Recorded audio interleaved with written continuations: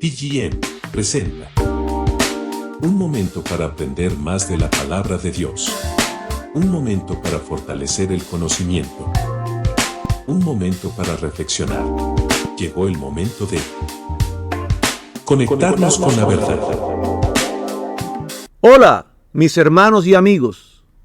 En las cápsulas pasadas estudiamos el contraste entre el mundo antes de la redención, presentado en el libro de Génesis, y el mundo después de la redención, presentado en el libro de Apocalipsis. En esta cápsula continuaremos presentando el glorioso estado del mundo después de la redención. El texto bíblico central de esta enseñanza es el que nuestra congregación TGM escogió como estandarte durante el presente año. Isaías, capítulo 60, versículo 1. Levántate, resplandece, porque ha venido tu luz, y la gloria de Jehová ha nacido sobre ti. Este pasaje tiene implicaciones mesiánicas significativas. Levántate y resplandece. El texto original se encuentra en femenino, porque estamos hablando de Israel. Y al hablar de Israel, sobre todo cuando se trata del concepto de redención, vemos que se usa el género femenino. Después de la redención, habrá un cambio físico y espiritual en Israel. ¿Qué traerá ese cambio a Israel? La luz que ha venido. El texto bíblico dice, porque ha venido tu luz. Y aquí el vocablo luz está en masculino. Por tanto, esta luz de la que estamos hablando, que hace resplandecer a Israel, es el Mesías, nuestro Redentor. Por eso digo que este pasaje tiene implicaciones mesiánicas significativas. Y la gloria de Jehová ha nacido sobre ti. Aquí vemos que hay una relación especial entre la obra del Mesías y los últimos días. Específicamente con la última parte de esos 7 años de la semana 70 de Daniel, cuando el Mesías vendrá. Fíjense que no estamos hablando del rapto de la iglesia. Estamos hablando de la segunda venida de Cristo, la cual es para Israel, para liberar a Israel, para llevar a Israel a la fe. Esa misma fe que es necesaria para todas las personas, tanto judíos como gentiles. Porque la redención es tanto para judíos como para gentiles. A partir de este pasaje bíblico, todo el capítulo 60 y los capítulos posteriores hasta el final del libro de Isaías se refieren claramente al reino mesiánico milenario, del cual Cristo será la cabeza después de la redención. Analicemos entonces el marco contextual de este pasaje bíblico. El pueblo de Israel había recibido en Deuteronomio, capítulo 28, la promesa de la bendición de Dios si permanecía obediente a su santa palabra.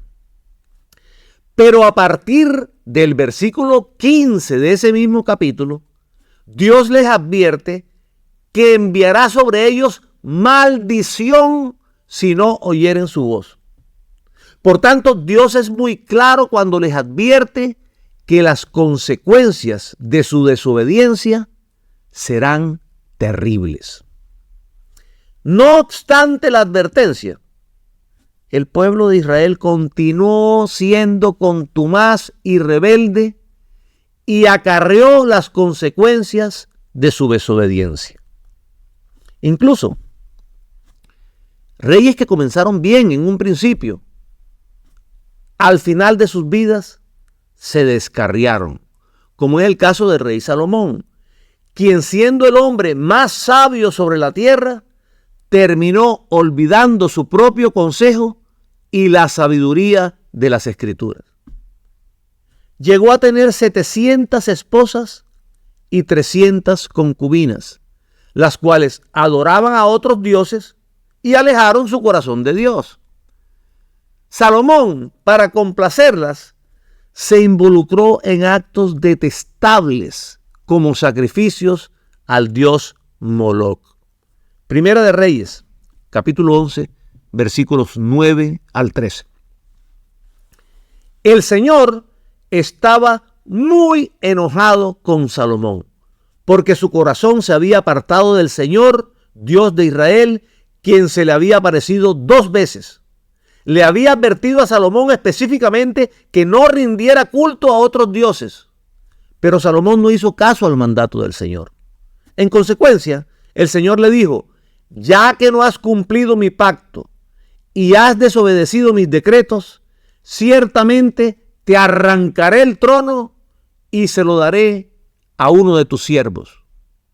Pero por amor a David tu padre, no lo haré mientras vivas, sino que le quitaré el trono a tu hijo. Y aún así, no le quitaré el reino entero. Lo dejaré ser rey de una tribu por amor a mi siervo David y por amor a Jerusalén, mi ciudad escogida. Dios entonces no arrancó el trono a Salomón por amor a David, su padre. Lo hizo con su hijo heredero Roboam, a quien le arrebató el reino para darlo a Jeroboam. Pero una vez más, la misericordia de Dios se manifiesta al permitirle a Roboam que sea rey de una tribu, la tribu de Judá. La línea del Mesías, el león de la tribu de Judá, debía preservarse. Se establece entonces un nuevo reino, el reino de Judá, constituido por la tribu de Judá y la tribu de Benjamín, que también quedaba al sur y permaneció fiel al hijo de Salomón, Roboam.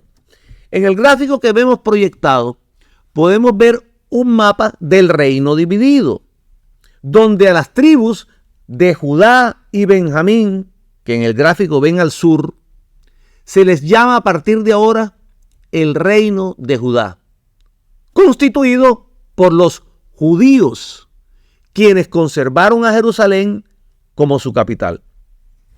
Por otra parte, el reino de Israel, que ahora lo constituyen las 10 tribus del norte, allí las ven en la gráfica, es gobernado por Jeroboam y establecen a Samaria como su capital.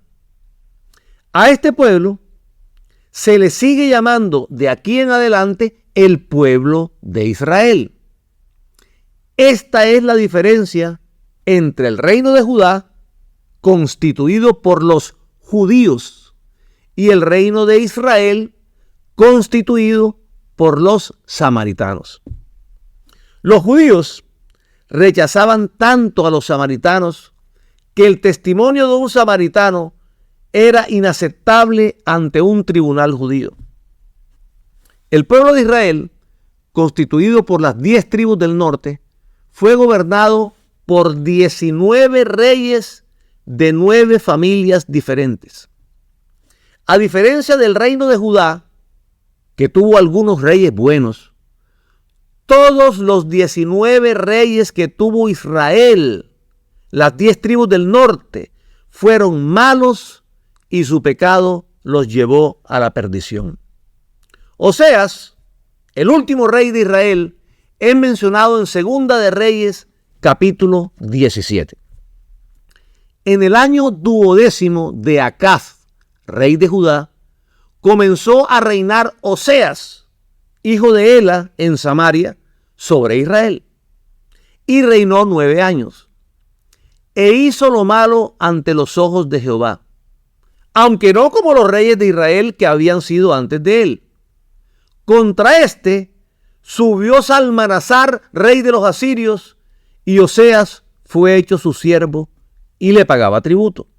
Mas el rey de Asiria descubrió que Oseas conspiraba, porque había enviado embajadores a So, rey de Egipto, y no pagaba tributo al rey de Asiria, como lo hacía cada año.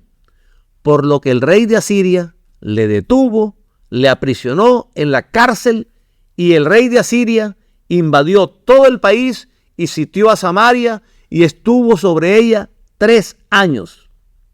En el año 9 de Oseas, el rey de Asiria tomó Samaria y llevó a Israel cautivo a Asiria y los puso en Hala, en Arbor, junto al río Gozán y en las ciudades de los medos. Porque los hijos de Israel pecaron contra Jehová su Dios, que los sacó de tierra de Egipto debajo la mano de Faraón, rey de Egipto. Porque los hijos de Israel pecaron contra Jehová su Dios. Ya Dios les había prevenido de las consecuencias del pecado, pero el pueblo de Israel insistía en desobedecerle. Y las consecuencias fueron desastrosas. El reino de Israel es destruido totalmente y llevado cautivo por los asirios en el año 721 a.C.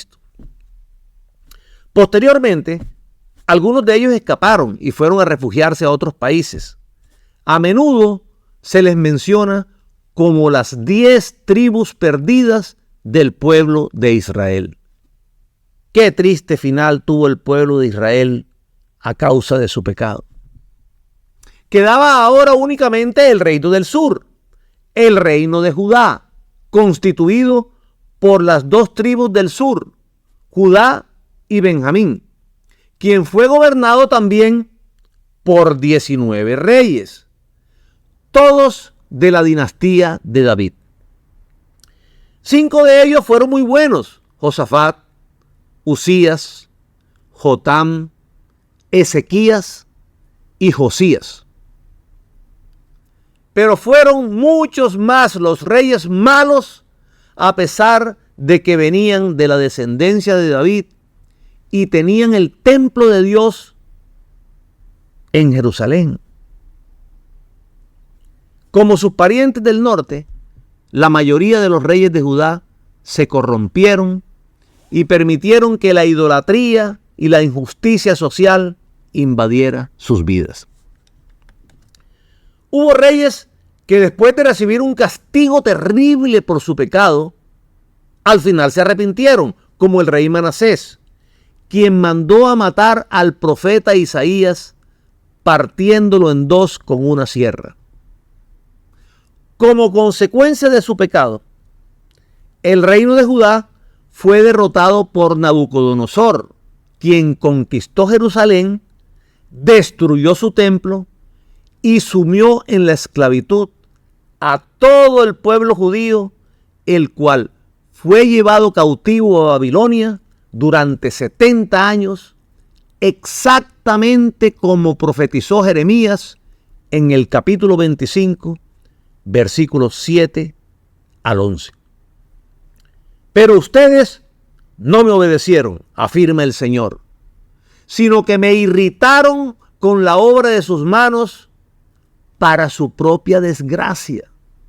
Por eso, así dice el Señor de los ejércitos: por cuanto no han obedecido mis palabras, yo haré que vengan todos los pueblos del norte y también mi siervo Nabucodonosor, rey de Babilonia. Los traeré contra esta tierra, contra sus habitantes y contra todas las naciones vecinas, y los destruiré por completo. Los convertiré en objeto de horror, de burla y de eterna ruina, afirma el Señor. Haré que desaparezcan entre ellos los gritos de gozo y alegría, las voces del novio y la novia, el ruido del molino y la luz de la lámpara. Todo este país quedará reducido a horror y ruina. Estas naciones servirán al rey de Babilonia durante 70 años. Llama la atención que el reino de Judá hizo caso omiso a las advertencias del profeta Jeremías, a diferencia del pueblo pagano de los asirios, a quienes el profeta Jonás les advirtió que en 40 días iban a ser destruidos por su pecado. Pero todo el pueblo de Nínive ayunó, oró, se humilló y se arrepintió y fue perdonado por Dios. No fueron destruidos. Pero el reino de Judá hizo todo lo contrario. Aún habiendo recibido las advertencias del profeta Jeremías, continuó insistiendo en su pecado, un pueblo contumaz y rebelde, y recibieron su castigo por manos de Nabucodonosor. Segunda de Crónicas, capítulo 36, versículos 18 al 21. Asimismo, todos los utensilios de la casa de Dios, grandes y chicos, los tesoros de la casa de Jehová y los tesoros de la casa del rey y de sus príncipes, todo lo llevó a Babilonia, y quemaron la casa de Dios y rompieron el muro de Jerusalén y consumieron a fuego todos sus palacios y destruyeron todos sus objetos deseables. Los que escaparon de la espada fueron llevados cautivos a Babilonia y fueron siervos de él y de sus hijos hasta que vino el reino de los persas, para que se cumpliese la palabra de Jehová por boca de Jeremías, hasta que la tierra hubo gozado de reposo, porque todo el tiempo de su asolamiento reposó hasta que los 70 años fueron cumplidos. Mis hermanos, en el versículo 21 hay una frase muy importante que quiero explicar, porque solo aparece traducida correctamente en las Biblias textuales, como las versiones Reina Valera y la Biblia de las Américas, que tienen una traducción más literal y una equivalencia formal con los textos originales. Las traducciones dinámicas, como la TLA, traducción en lenguaje actual, utiliza una equivalencia funcional en la traducción para lograr un mayor entendimiento en la lectura. Pero en ocasiones como esta, no hay fidelidad en la traducción y se pierde el contenido del mensaje por tratar de dar un mayor entendimiento en la lectura. La frase importante en el versículo 21 es: hasta que la tierra hubo gozado de reposo, porque todo el tiempo de su asolamiento reposó, hasta que los 70 años fueron cumplidos. El reino de Judá, durante más de 400 años, desobedeció el mandato de Dios de permitir que la tierra descansara un año cada 7 años. Tampoco respetaron el día de reposo, por lo que la tierra, durante ese tiempo, debería haber tenido 70 años de reposo, y nunca los tuvo. Levítico, capítulo 25, versículos 1 al 4. Jehová habló a Moisés en el monte de Sinaí diciendo: habla a los hijos de Israel y diles: cuando hayáis entrado en la tierra que yo os doy, la tierra guardará reposo para Jehová. 6 años sembrarás tu tierra, y 6 años podrás disfrutar de tu viña, y recogerás sus frutos. Pero el 7º año, la tierra tendrá descanso, reposo para Jehová. No sembrarás tu tierra, ni podarás tu viña. Pero el reino de Judá no obedeció, sino que trabajó no solo los días de reposo, sino también los años sabáticos, cuando la tierra debería haber estado en reposo durante todo el año. Dios les había advertido que los echaría de su tierra y los asolaría si no cumplían con el mandamiento de permitir el reposo de la tierra. Veámoslo en Levítico, capítulo 26, versículos 32 al 35. Asolaré también la tierra, y se pasmarán por ello vuestros enemigos que en ella moren. Y a vosotros os esparciré entre las naciones, y desenvainaré espada en pos de vosotros, y vuestra tierra estará asolada, y desiertas vuestras ciudades. Entonces la tierra gozará sus días de reposo, todos los días que esté asolada, mientras vosotros estéis en la tierra de vuestros enemigos. La tierra descansará entonces y gozará sus días de reposo. Todo el tiempo que esté asolada, descansará por lo que no reposó en los días de reposo cuando ustedes habitabais en ella. Con todas esas advertencias, aún así, el reino de Judá desobedeció y no le dio a la tierra el reposo ordenado por Dios.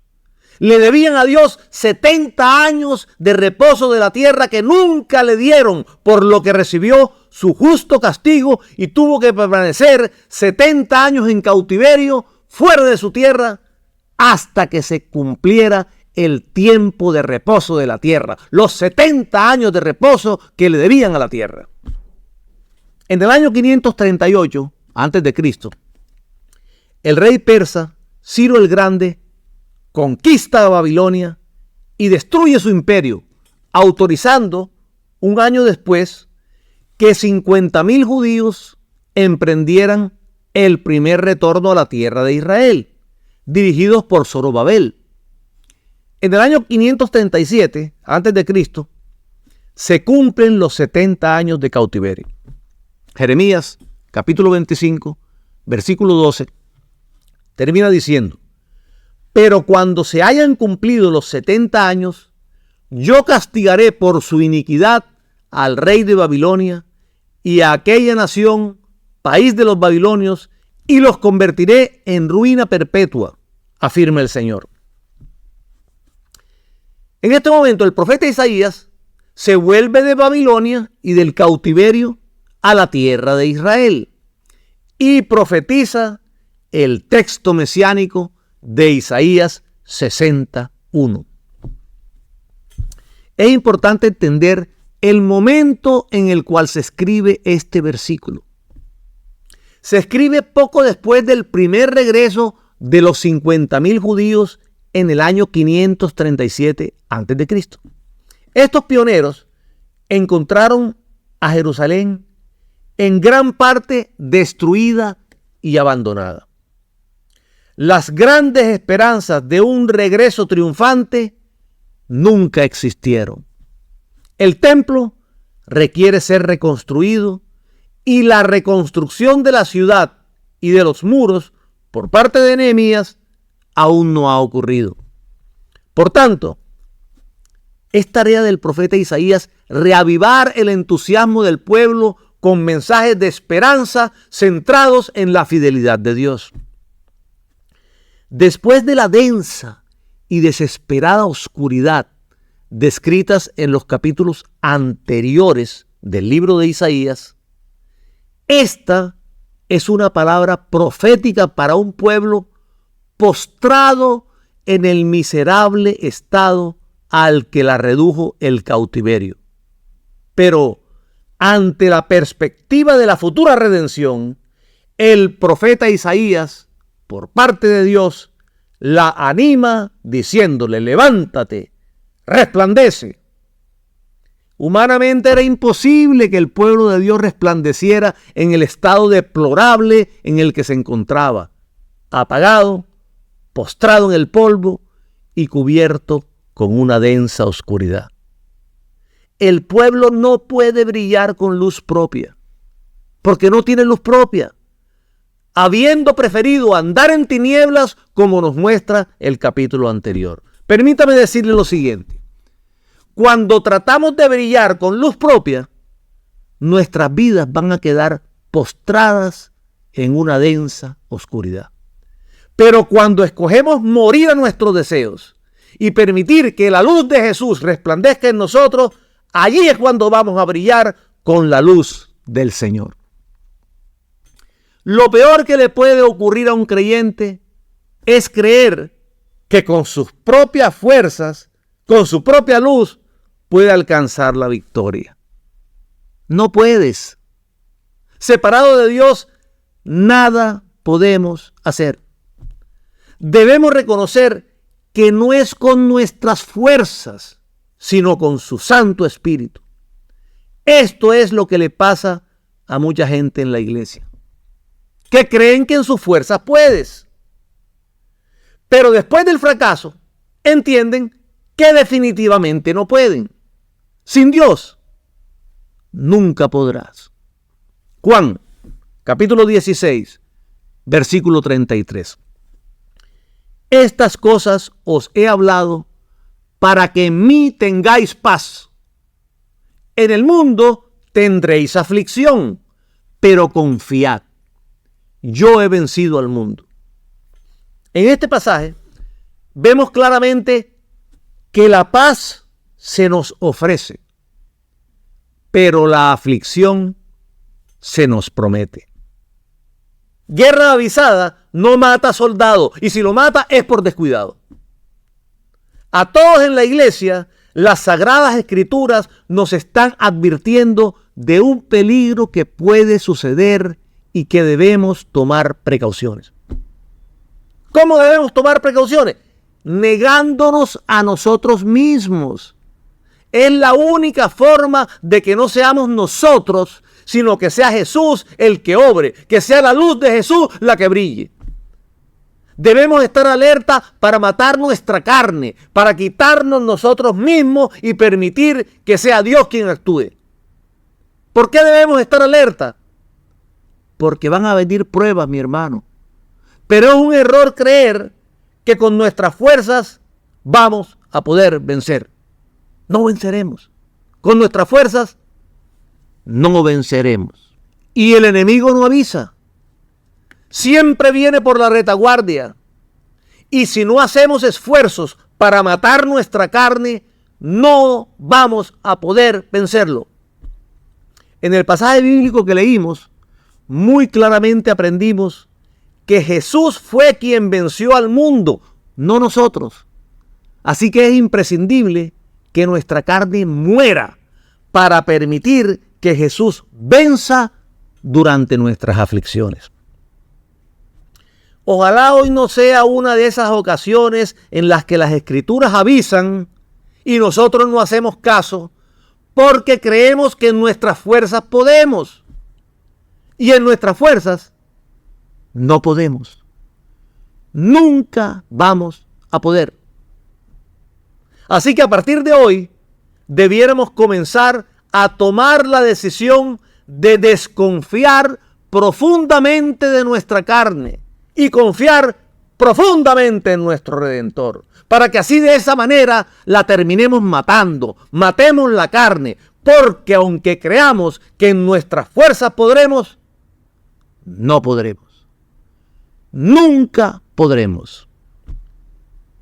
La Biblia nos muestra que el rey David, antes de coronarse como rey, fue brutalmente perseguido. Pero luego de su coronación, él dejó de ser perseguido. Ahora es el rey de Israel. Pero la Biblia nunca dice que después de que alcancemos la victoria, vamos a estar tranquilos y dejaremos de tener aflicciones. No dice eso. Si porque crees que estás en la iglesia y gozas de una vida próspera y además no enfermas, si porque crees que ya eres el rey de Israel, no vas a tener guerras que luchar y ganar, estás equivocado. Muy equivocado. Porque vendrá el enemigo por la retaguardia, te tomará desprevenido y será entonces cuando te vencerá. Si porque crees que todo eso que has conseguido con grandes esfuerzos te va a dar la seguridad y que ya no te vendrán pruebas, has de saber que por confiar en tu carne te llegarán derrotas inesperadas. Derrotas que no esperabas en tu casa, en tu trabajo, en tus estudios, en tu matrimonio. Derrotas de cualquier índole que servirán para destruirte o para hacerte más fuerte en el Señor. Repito, para destruirte o para hacerte más fuerte en el Señor. Si pensabas que porque eres un hijo de Dios no ibas a tener luchas que pelear, siento decirte que las tendrás. Y además, en algunas ocasiones, serán batallas perdidas para que sea el Señor quien las gane y no tú. Porque tú no puedes, pero el Señor sí puede. Y Dios quiere que aprendas a tener confianza en Él. Jesús no conoce la derrota. ¿Por qué te vas a esforzar tú si sabes que en tu fuerza no puedes? Nunca podrás. Y si no eres un hijo de Dios, esas batallas las perderás para siempre hasta la derrota final. No lo digo evidentemente para desanimarte. Lo digo porque es lo que enseña la Biblia y la Biblia contiene la verdad de Dios. Y la verdad debemos conocerla, ya que es la verdad la que nos anima a perseverar en ella y así evitar que nos atrape el enemigo. Pero en muchas ocasiones el enemigo nos sorprenderá. Y la verdad es la única que nos ayudará a resistirlo. Mateo capítulo 22, versículo 29. Entonces, respondiendo Jesús, les dijo: erráis ignorando las Escrituras y el poder de Dios. Como creyentes, no podemos errar ni ignorar las Escrituras. Debemos conocer la verdad. El reino de Israel ignoró las Escrituras por unos 250 años. Me refiero a las 10 tribus del norte. Y los asirios los destruyeron totalmente. Hoy son las 10 tribus perdidas del reino de Israel. Qué triste final. Y ahora el reino de Judá ignoró las Escrituras por más de 400 años y fue asolado por Babilonia y llevado cautivo durante 70 años. Acompáñenme por favor al libro de Isaías, capítulo 59, versículo 9. Por esto se alejó de nosotros la justicia y no nos alcanzó la rectitud. Esperamos luz y he aquí tinieblas, resplandores y andamos en oscuridad. Entonces el profeta Isaías les presenta la gloria de un Cristo Redentor con una palabra que los anima, no a brillar con luz propia, sino a levantarse para reflejar el resplandor de la gloria de Cristo. Ellos no solo van a recibir la luz de Cristo, sino también van a irradiar esa luz, como nos muestra el final del versículo 9 de Salmo 36. En tu luz veremos la luz. La luz de la gloria de Jehová los va a penetrar por completo para que de allí se extienda a nosotros los gentiles. La luz de la gloria de Jehová resplandece primero sobre el pueblo de Dios y ellos reflejan esa gloria a todas las naciones. El gozo de este pasaje se basa en las promesas al final del capítulo anterior de que el Espíritu y la palabra de Dios no se apartarán de su pueblo del pacto por todas sus generaciones. Esta presencia del Señor, entonces, es su luz y la gloria del Señor que ha surgido sobre ellos. Esa gloria debería recordarles la luz que brilló sobre ellos en Egipto mientras todos los egipcios permanecían en una oscuridad palpable. La gloria del Señor es su peso, su inmenso valor, su resplandor. El final del versículo 1. Y la gloria de Jehová ha nacido sobre ti. También se refiere al arrepentimiento del pueblo de Dios. Cuando hay un genuino arrepentimiento y sincero interés por regresar a los pies del Señor, se abre un canal para que la gloria de Jehová nazca sobre ellos. Los capítulos anteriores a Isaías 60 describen un pueblo infiel a Dios, muy diferente al pueblo resplandeciente después de la redención. En el abismo insuperable entre la vergüenza de Israel y su gloria venidera, se yergue la figura de Dios omnipotente y redentora.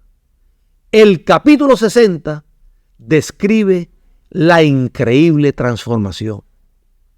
Isaías ve el retorno al favor de Dios, pero en un entorno muy diferente al de la tierra que conocemos. En un entorno donde el pueblo de Dios se convierte en la nación de sacerdotes que Dios quiso siempre que fuera.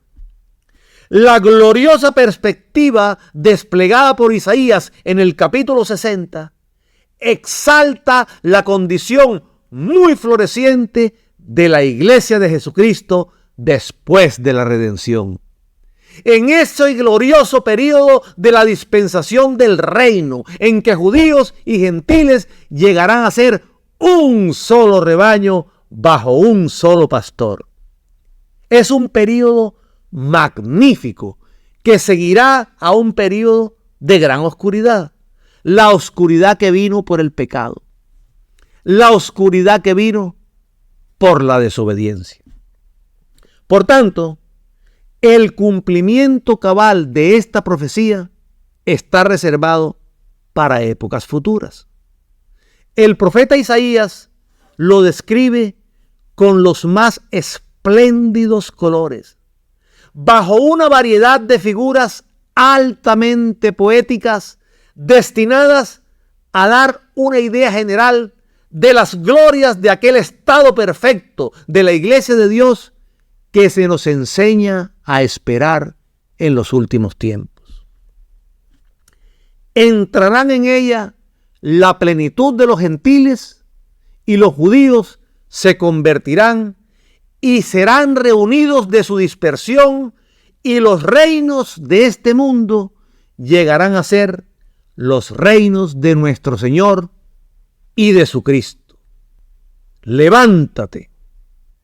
En el estado de postración que tenía el pueblo después del cautiverio, no podía hacerlo. Dios quiere recordarles que separados de Él nada podemos hacer.